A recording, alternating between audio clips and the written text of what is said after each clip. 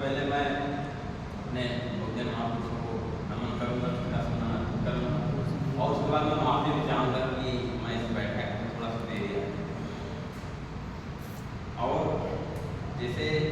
क्योंकि पहले क्या बात है उसमें मेरी जानकारी नहीं है और ये तय हुआ कि अध्यक्ष माननीय लालदेव जी को मनोनीत किया गया है, इसके लिए हम बहुत आभार शुक्रिया। क्योंकि संयुक्त समाजी एकता मंच है, ये बहुत से लोग अभी नए भी हैं इसमें, लेकिन ये नया संगठन ये बहुत दिनों से काम कर रहा है और ये स्थानीय समस्याओं से लेकर के देशव्यापी समस्याओं में काम करता है, आंदोलन करता है, सामाजिक गोष्ठियों का कार्यक्रम करता है। और इसमें एक बार नहीं बहुत बार बैठकें हुई हैं और डॉक्टर साहब ने इसका एक संविधान भी कई लोगों के संविधान निष्पादन समिति बनी थी, सभी को यह कहा गया था कि अपने अपने राय में कर दीजिए कि अगर ये कोई संगठन बनाया जा रहा है तो उस कोई भी संगठन बनता है उसके उद्देश्य क्या होते हैं, किन बिंदुओं में वो संगठन काम करेगा। क्योंकि हम जब कोई भी बात करते हैं तो हमारा सीधा फोकस राजनीति में है और ये बात सही भी है कि हर एक सारी व्यवस्था राजनीति से सही की जा सकती है, लेकिन राजनीति कठिन डगर है, कठिन रास्ता है, उसको मजबूत करने के लिए सामाजिक व्यवस्था मजबूत करना बहुत जरूरी है। क्योंकि हमारा देश या हमारा पूरी सामाजिक व्यवस्था जाति व्यवस्था है, जाति वरीयता है, तो इसको ध्यान में रखते हुए सभी सामाजिक व्यवस्था मंच इसी आधार पर बनाया गया है कि सभी जातियों को लेकर और हर एक जाति का जो जिला अध्यक्ष है जैसे जो अपने समाज की लीडरशिप कर रहा है तो उसको उठाया गया है कि वो हर एक जाति का एक लीडरशिप करने वाला व्यक्ति अपना प्रतिनिधित्व देगा इस संगठन में कि क्योंकि जब अलग अलग जातियां हैं, जब अलग अलग जातियों का नेतृत्व एक जगह इकट्ठा होगा तो बहुत बड़ी ताकत होगी और कोई भी समस्या होगी तो उस समस्या को हम जब मिल करके लड़ेंगे तो आसानी से लड़ सकते हैं। जैसे कोई चुनाव होता है तो ऊपर से आदेश होता है हर एक जाति के लोगों को, आप अपने जान के नेता को उसको पकड़ा जाता है कि एक आप बैठक कर लीजिए। अगर यहाँ जानकारी होगी कि संयुक्त सामाजिक एकता मंच एक है तो ये आदेश होता है संयुक्त सामाजिक एकता मंच की एक बैठक कर लिया जाए समर्थन में, ये बात सही है। लेकिन जैसे चुनाव हो जाता है तो कोई भी चुना हुआ जो जनप्रतिनिधि होता है वो उसके बाद कभी यह बात नहीं कहता है कि आज संयुक्त सामाजिक एकता मंच की बैठक हो जाए और उस संगठन के लिए हम क्या योगदान करें, मतलब हम उसको उनको जिता सकते हैं, जिताने के लिए हमको दिशा निर्देश हो सकता है। लेकिन वो सारी बैठक हुई, सारा संगठन तय किया, खर्चा समय सब कुछ किया, लेकिन जनप्रतिनिधि बनने के बाद आज तक अभी फतेहपुर तक कोई भी जनप्रतिनिधि ये संयुक्त सामाजिक एकता मंच को अपने आर्थिक व्यवस्था के द्वारा ना मंच बनाया, न जितने जाति संगठन के जिला अध्यक्ष उनको जनप्रतिनिधि ने अपने द्वारा माला बना करके स्वागत किया। यह हमारे लोगों का अपमान है जनप्रतिनिधियों के द्वारा, हमको अपने जनप्रतिनिधियों का बहुत अच्छा सम्मान करते हैं। जैसे हमारे यहाँ जो संगठन है सत्ता समाज है, बाल समाज है, मौर्य समाज, खासकर यादव समाज के जो जाति संगठन और ये मतलब एक संयुक्त संगठन में संयुक्त मंच बनता है, एक दूसरे का सम्मान भी देते हैं, ये एक बहुत बड़ी बात है और अच्छी बात है। क्योंकि इस जिले में पहले जाति संगठन थे और एक महीना में साल में कोई कार्यक्रम करते थे तो वो अपनी जाति का ही करते थे, लेकिन जब से संयुक्त सामाजिक एकता मंच का काम शुरू हुआ है तो बैनर तो जाति संगठन का होता है लेकिन उसमें दूसरी जातियों के लोगों को भी बुलाया जाता है, सम्मान दिया जाता है। यह संयुक्त सामाजिक एकता मंच की एक पहल और इसमें मैं सबका समाज सबसे ज्यादा चाहिए काम करने। बहुत से अभी भी जाति संगठन के जो लोग हैं वो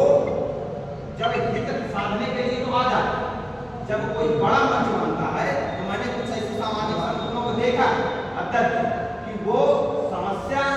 की लड़ाई करने के लिए तो छोटे छोटे कार्यकर्ताओं को पदाधिकारियों को बुलाते हैं, लेकिन जब कोई बड़ा मंच बनता है तो वही कुर्ता पाजामा वाले बड़े नेताओं को मंच में स्थान देने का काम करते हैं। ये क्यों? क्योंकि हम लोग अभी अवसरवाद के और ऐसे लोग या ऐसी सोच से हम सामाजिक एकता स्थापित भी नहीं करते। तो जो संविधान बना हुआ है, जैसे आज बैठक हुई है, इसकी पूरी कमेटी का संविधान सुनाया है क्योंकि वो अभी 4-5 लोगों के बीच में बना था, ड्राफ्ट है डॉक्टर साहब का, मैंने भी कुछ संशोधन दिया था और शायद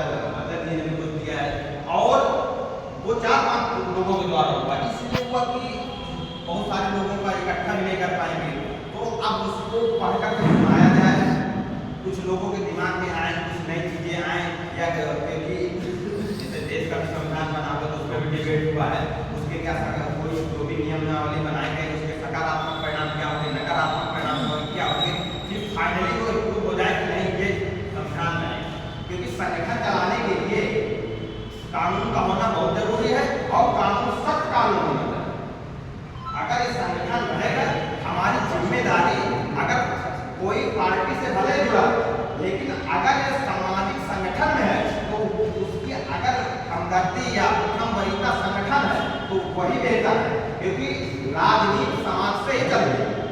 और अगर हम किसी नेता को प्रथम वरीयता देंगे, किसी पार्टी को प्रथम वरीयता देंगे, तो मैं जहाँ तक समझता हूँ सामाजिक संगठन नहीं चला सकते, क्योंकि राजनीतिक लोग हमारा विरोध करना चाहते हैं।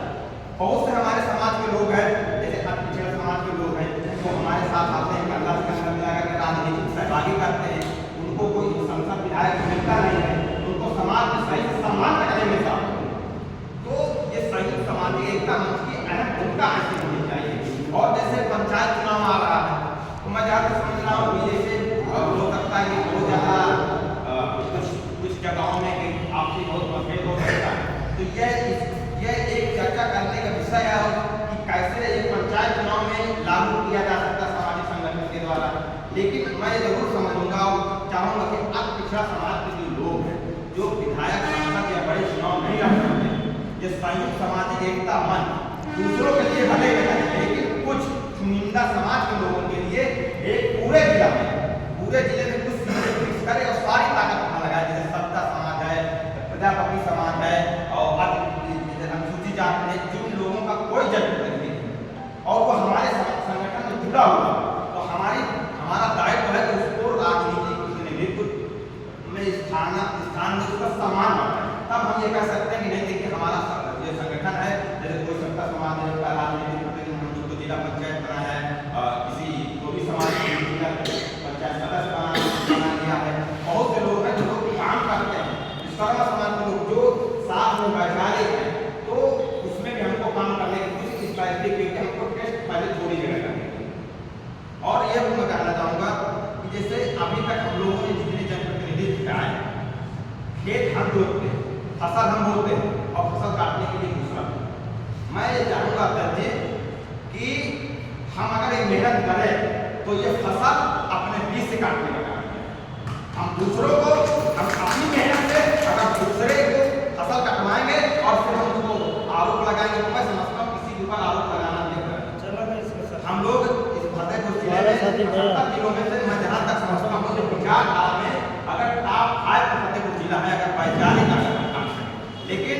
हम कहीं न कहीं निष्क्रिय हो जाते हैं, इसलिए क्योंकि सेंट्रल जैसे हम काम करते हैं, फतेहपुर के अगर बगल हम लोग बहुत मजबूत, लेकिन फतेहपुर से जैसे मुझे लगता है पश्चिम तरफ में जाने जा करके मजबूत करने के लिए